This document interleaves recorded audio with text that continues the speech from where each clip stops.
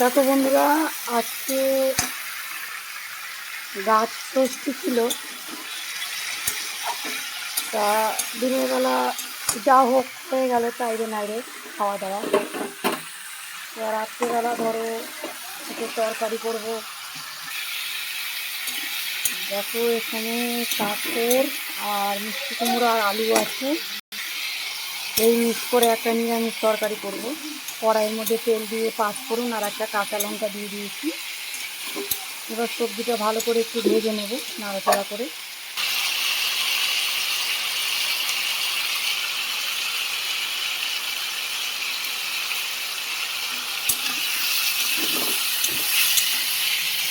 লবণ আর হলুদ পরিমাণ মতন দিয়ে দিলাম।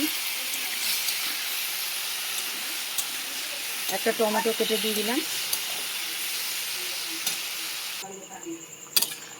দেখো পরিমাণ মতন জল দিয়ে দিলাম।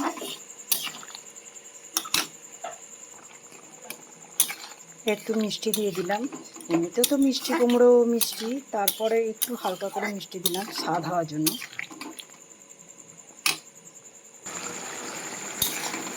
দেখো গোটা জিরে আর শুকনো লঙ্কা ভেজে গুঁড়ো করে রেখে দিয়েছিলাম, সেটাই আমি এর মধ্যে দিয়ে দিলাম ওই গুঁড়োটা, তাহলে স্বাদটা আরও ভালো হবে। হয়ে গেছে আমার তরকারিটা, আর একটু ফুটে গেলেই আমি নামিয়ে দেবো। তোমরা কে কোথা থেকে আমার ব্লগটা দেখছো, আমার রেসিপি যদি তোমাদের ভালো লেগে থাকে তাহলে আমাকে লাইক কমেন্ট শেয়ার করে দিও।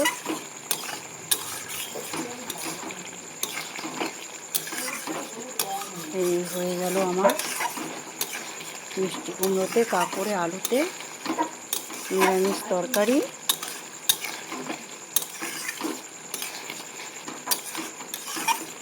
গোটা জিরে আর শুকনো লঙ্কা ভেজে গুঁড়ো করে, ওই গুঁড়োটা নামানোর আগে যদি দেওয়া হয় মিষ্টি কুমড়োর তরকারি বিশেষ করে খুব সুন্দর স্বাদ লাগে।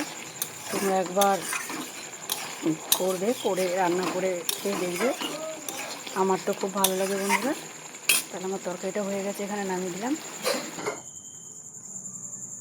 দেখো বন্ধুরা, আমার রেসিপিটা হয়ে গেছে, এখানে ব্লগটা শেষ করে দিলাম। Bye bye.